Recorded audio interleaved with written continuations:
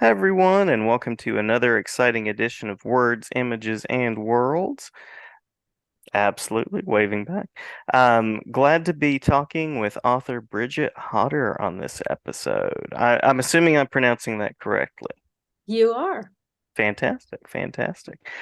So folks out there will probably know you for The Rat Prince being one of your books, The Button Box, and recently or upcoming The Promise. Please remind me, is that recent or is It that just upcoming? came out this Okay, past week, September 5th, 2023. So I'm super fantastic. psyched. Thanks for bringing it up. Yeah, and an absolutely beautiful picture book that celebrates a variety of backgrounds, identities. We'll talk about that a little bit more as we go through, and you can share what you'd like about it as well. So curious, by way of a first question, how it was that you happened upon this world of sort of authoring and sharing stories for young people. Well, it was a journey, Jason. And I think that when you speak to most authors, they will probably say that they've had stories running through their heads in some form or another ever since they were children. And such is the truth for me. And I think that a lot of writers start out as readers. So I was voracious with reading when I was a kid. And, we hear a lot about Dr. Rudine Sims Bishop's metaphors about books being mirrors, windows, and doors for children. Well, I'm personally of the opinion that you can add other things to that. And I would add escape hatches. Because when I was a kid, I read to escape like fiercely. I absolutely preferred the worlds inside books to the world that I lived in. And it's not that my world was such a terrible world. It's just that, you can't fly without a plane in this world, and you can't do all kinds of fabulous magic, and blue flames do not spit out from the palms of your hands. So, this is something that I deeply sympathize with when I meet kids on my various appearances, is that, you know, as authors, we have this special privilege to be able to literally create worlds where kids will move around and have experiences that feel super real to them. So I think that's a privilege. It's a responsibility as well to do the best job we can with it. It's also probably why I was terrible in math, because during math class, I would make up stories like you would not believe. I was always the heroic person in the middle of the story where, the math teacher would be going on, and I would be thinking, what if some guys dangling from a rope from a helicopter suddenly crashed through the windows and made unspecified political demands? What would the teacher do? Well, not much. It was all going to be me saving the world. But I think that's the way kids are, right? It's and knowing that I absolutely love being able to do that for them. And so back to your question, which had a direction to it, which is that I wanted to be an English major in college, but I didn't do that because, like a lot of kids, my parents, but my dad mostly, who is a physicist, was like, nope, you are not majoring in English. So the closest I could get to that was history, while still pleasing my father, or semi pleasing him. Without math, you can't do much science. So that didn't last that long. So once I completed my formal education, I could not lose the creativity fever that I always carried inside of me. And this is not a podcast or a YouTube that's specifically related to children. So I'll just make kind of I will draw a simile with when you're doing one thing for your job, but what you really want to be doing is something creative, like writing or painting or whatever your art is. It's a little bit like what I imagine having like a secret affair is got to be like, where it's you yearn for it, when you have any spare time, you find yourself, drawn to it. And in the end, you succumb to it. And because it's a passion. And that's what I did. So later on in life, I came back to that and I wrote The Rat Prince, my first book. And I confess that I felt somewhat vindicated vis-a-vis my parents when it sold immediately to Macmillan, Farrar, Straus, and Giroux. I'm like, yes, take that. But the fact is, and by that time, I was a parent myself. And I then understood why parents might not want to be encouraging their kids to go into careers in the arts because they're worried about them supporting themselves. And as the writers' strike in Hollywood is demonstrating for a lot of folks who weren't aware of it before, right? Creators are often not given they're not given the credit or the compensation for their creative creations that they deserve, that's appropriate. So I came to writing and that manifestation of my creativity later than maybe I would have, but it's all the sweeter for that. Lovely story, absolutely. Love how you found the creative, even in math class. And I did the same thing of thinking of stories and creating drawings and exploring in math. So is it that what if question that really inspires you? What if does inspire me.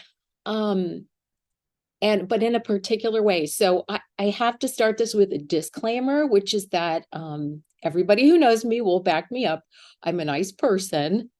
I'm gentle. I'm fun loving. I adore kids. I love babies. 7 months is my favorite human age. Um, Small, fluffy pets. I'm big on those. So it may seem a little strange when I tell you that getting mad and wanting to change things is a huge inspiration for me.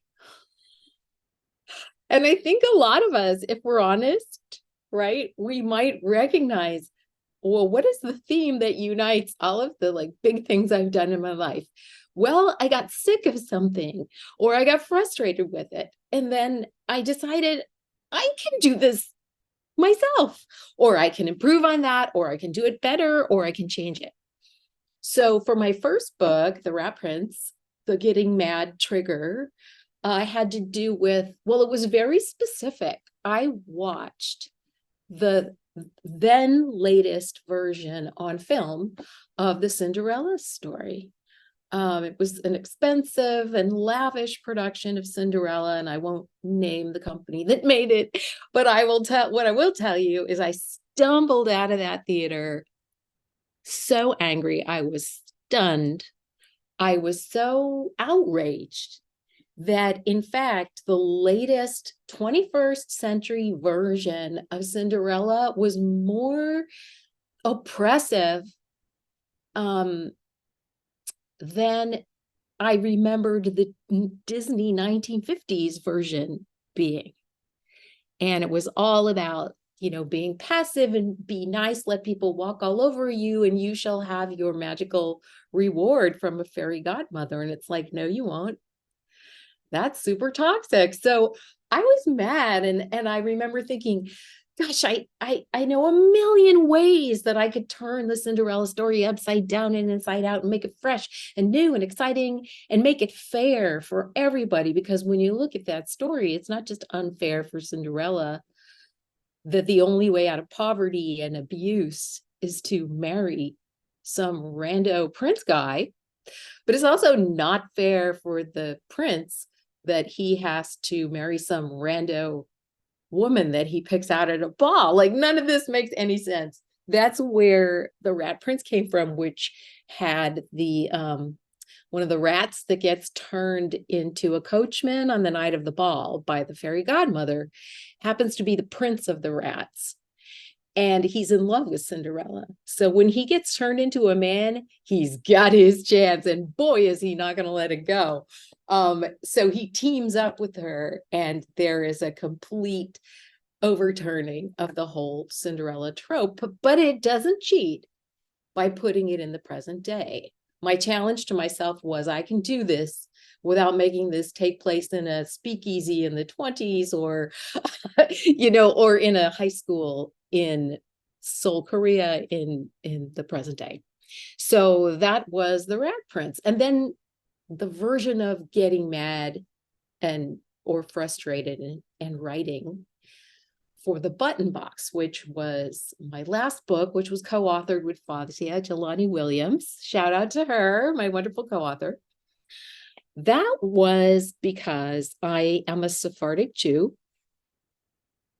And it's really because I got frustrated with the fact that every time I say, I'm a Sephardic Jew, the response, even from Jews, is, what's a Sephardic Jew? Or they pretend that they know what it is, which is even more awkward. It's like, yeah, that's so cool. That's great. And it's like, yeah, what's a Sephardic Jew? I feel like doing a pop quiz. I mean, it's not their fault, right? We're a tiny minority within a very small minority, which is Jews in the world and in this country. So when I learned that publishing, in fact, considers most Jewish content, and I'm not saying Jewish authors, but stories that are Jewish or contain a lot of Jewishness, to be niche stories, that got me that was it. That was the thing. I'm like, well, Sephardic stories, even though they're more niche than niche, they deserve to be told. And the fact is that the Sephardim were directly descended from the Jews who had to flee Spain during the Inquisition. And so the Catholic King Ferdinand and Queen Isabella, they were the ones who had the edict of expulsion for Jews and Muslims once they conquered Iberia. And that was because the Jews had been living under Muslim rule for many centuries there. And so we have a lot of Muslim and Arab customs, foods, even part of our Ladino language has some Arabic in it. And so the Button Box is a time travel tale that takes two kids back in time using a magic button from their Sephardic granny's button box that takes them smack into the middle of this moment when Muslims and Jews created a new society in Spain back many, many years ago. So I needed my co-author, Fazia, who is Muslim. She lives in the United Arab Emirates and is an educator and a peace activist there, to write that story authentically, to include a Muslim character who there are two main characters. One's a girl who's Jewish and one's a boy who's her Muslim cousin. And the co-authorship was a lovely way of incorporating all of that in an own voice's authentic manner. So that's what happened with the Button Box. Now, the promise was different. It was And I'll not say a again, it's beautiful. It's a thank beautiful book. you. Hmm. And I have to give Cinzia Battistel, our illustrator, a super uplift for the work that she did. What beautiful illustrations. I know Fozzie and I both felt like she had cracked open our heads and hearts and seen the vision. And I got tears in my eyes when the first sketches came from the publisher of those illustrations because Cinzia nailed it. It was fabulous. So that was we wrote The Promise. It was inspired when Fazia found in, I believe it was an Emirati newspaper, an article about two Moroccan boys, one Jewish, one Muslim, who were broken apart because of World War II and the aftermath of the World War, and how The Muslim friend who remained behind faithfully tended the graveyard of the family of the Jewish best friend who left. Now, the whole the book began to truly take shape and really resonate once we realized that we needed to change the graveyard into a garden, which preserved the original spirit, but made it kid friendly and also much easier for our illustrator to interpret the metaphor of the garden, which I'll talk about a little later, probably. I know you would want to ask me something about thematic things, so I'm happy to go into that. Yeah, by all means. I was going to ask about, I think it was something like what you hope readers take away or what the ideas are that you really want to explore in your work. Yeah, so thanks for asking that. The thing is, you have to stop me. And once you get me started on these things that are so near to my heart, I will just keep going.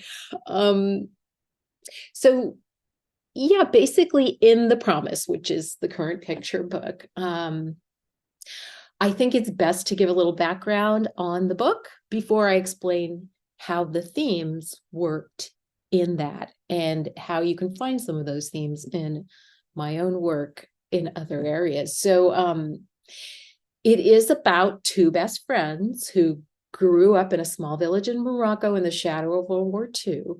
Now, Jacob is a Sephardic Jew, and his best friend Hassan is Muslim, and their families are also best friends. And together, they decide that they're going to take over the care of a beautiful Spanish garden that's in Jacob's backyard. And as Jacob's father says, a garden is a prayer. And as Hassan's father says, a garden is a promise, and a promise must be kept. So we have this metaphor of a garden as a promise. The garden is a place where things grow. A garden is a place where kids can grow, where friendships can grow, and love of all kinds can grow. Now, because Morocco, at the time of the telling of this tale and of the original story, was French, ruled by the French. I don't know the technical term, whether it was a territory or a protectorate or what. So when the Nazis took over France, there was a push to enforce anti-Semitic laws in Morocco. And so Jacob's family in The Promise, of course, feels unsafe and they feel that they have to flee. So Hassan's family helps them pack their little cart and they're getting ready to go away. And of course, the two best friends are crying and they're devastated. They worry they'll never see each other again. And so as Jacob is leaving, he says to Hassan, the garden, take care of the garden for us and for us both. And Hassan says, a garden is a promise. The promise must be kept. And he does. So the book takes us through, and Chinzia does a wonderful illustrative job of making it happen visually from the years passing, decades pass, and Hassan faithfully takes care of the empty garden, keeps it growing, keeps painting the benches on the fountain blue. He gets married. He tends his flocks in the fields. He grows old. And in the last part of the book, we find out the answer to, does Jacob ever come back to the garden? But we know that Hassan knows how to keep a promise. And this kind of idea that the garden as a metaphor for their friendship and for love in general, it's about that careful, faithful work, the dedication through years, that things don't bloom and grow by accident. They don't bloom and grow if you don't do the work, if you neglect them. If you don't show love, you won't get that love. And time, patience, and faith are things that both Fazia and I feel are not, they aren't centered enough in the way we talk, not just to children, but about the things that we want to change in our lives and in our society and in our world. That you can't just raise awareness and then walk away. And obviously, if we're writing books about Muslims and Jews and friendships, we also care very much about kids getting to know sometimes their very first Muslims and Jews in the pages of our books, and to loving and caring about those characters, and to seeing how those characters love and care for each other. It's only by teaching, and this is subconsciously through a good story, teaching that you have to be faithful and you have to put in the work to get the results that you want to see in the world. That's a message that's really important to me and to us. Love it, love it. And so with the new book, I know that you probably have some events and maybe even something else in progress that you'd like to talk about. So just want to provide the space for that and places where readers can connect with you. Thanks. So yeah, I just finished an event. I'm actually in Nashville right now. I'm in a hotel in Nashville, Tennessee, and I just did an event at Parnassus Books. So there, if y'all want a signed copy of The Promise, order it through Parnassus and support their independent bookstore wonderfulness. I also will be doing, I'll be doing several story times, but I'm going to give a shout out to Brookline Booksmith in Brookline, Massachusetts, where I'll be doing a story hour on October 8th. And I'll also have as a guest that evening the author of the Fenway Hattie series, my dear friend, Victoria Coe, who's a kidlit author. In November, I'm doing a panel at NCTE, the National Council for Teachers of English. I'm also going to be doing an appearance in November at Books by the Banks in Cincinnati. So I look forward to seeing those of you who are from Ohio there. And I'm coming to Seattle to do a whole bunch of appearances in December. I don't have the exact dates, but I'll be posting those on my website. So as far as where to find me online, I've really been dwindling at Twitter ever since it became X. As have we all, or at I, least many of us. I know I have. yeah, I think so. And with the information that they just sent to all people who are on that platform, that did you get this message that everything that you tweet starting September or whatever will become the sole property of Twitter, that they can modify, change, use in any context without telling you or getting your approval. I I think have not seen that. That's it's not a rumor, it's an actual thing. Like they sent it. wow. Yeah, so I was like, I think that's the end, because I don't want my Hmm. image. I'm a children's book author. I think that's wrong for anybody Yeah, yeah. to have to agree to that. But as a children's book author, I'm very cognizant of the harm that can be done if my work and my image is used in ways that can be harmful. You know, we all know what that might be, and we'd rather not think about it. So find me on Facebook for now, and I've got a placeholder on Threads to see if that becomes another place to find me. But my website, my Facebook page, Bridget Hodder or Bridget Hodder Author, you can follow me there. And I do have some happy publishing news, but I've been told I can't share it yet. The announcement needs to come out. So follow me, and I will post my events, and I will post my happy publishing announcements on my website. And you mentioned like new creative next steps. And this has not risen to the level of a creative next step, but I know you personally, Jason, are interested in the graphic novel and comic illustration format. I love reading what you put out with interviews and explorations of authors and illustrators who do that kind of work. Well, And so, thank you. Thank you so much. yeah, no, Yeah. thank you for what you do. And so I thought I would kind of put it out there with you Hmm. that the thing I'm super intrigued about right now is the global webtoons platform.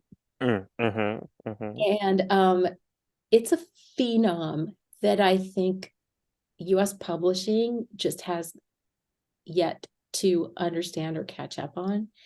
And I'm investigating the genre, I'm investigating the process of how to translate a novel or a story into a webtoon and to get them rendered as, the scrolling comic book art style. Hmm.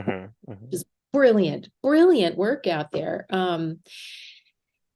And the idea that fantasy, romance, um, let's see, action, even horror, these are all genres, other genre fiction on the webtoons and related platforms get on the regular, get audiences and readerships of several million is to me something that we should all be paying attention to. I hear a lot of people bemoaning that kids are not reading anymore. But I look at Webtoon. I can look at, Naver, the Korean version of that, and other online scrolling format reading, illustrated reading sites. And I'm like, the numbers are saying that you're wrong. They are reading. They're just not reading in the ways maybe that we're measuring or that we're used to Amen. Hmm. counting as reading, right? I mean, I go into children's bookstores a lot, obviously. And whenever I hear a parent telling a child who's saying, I want this graphic novel, please buy this for me. And the parent says, that's not really reading. I want you to get a real book. I have become that person who sort of sidles up and says, well, actually, consider it as a real book. And then like it's just like it's probably a terrible thing for me to do, but I want to defend the actual fact that literacy manifests in different ways. And I'm a big fan of the folks who say that reading is reading and we should let children during their free reading periods pick their own stuff. Donald Miller is a big, big champion of that. And I'm a big champion of Donald Miller and the people she works with. So those are, I think that webtoons, I think that when we publish children's books, um, someday it will be as automatic to have a webtoons version of that book as it currently is to have it go into an Audible version. I Love that. dream of that day. And yeah, I'm thinking about the Rat Prince as a perfect crossover for webtoons. So that is in answer to your what kind of new creative frontiers are you looking at right now? I'm looking at that one, and I hope a lot more people start looking at it too. Wonderful, wonderful. Well, thank you so much, Bridget, and thank you for talking with me in the midst of traveling. Did we miss anything that you want to make sure to share as we're Um, closing out? no, just thank you for having me. Thanks to everyone who's listening or watching. And I hope to see you in person when I visit your city, either for this book or the next. All right. Well, thank you so much again, and glad to talk to you about webtoons or anything, anytime. Fabulous. Thanks, Jason. Thank you. Take care. Bye bye.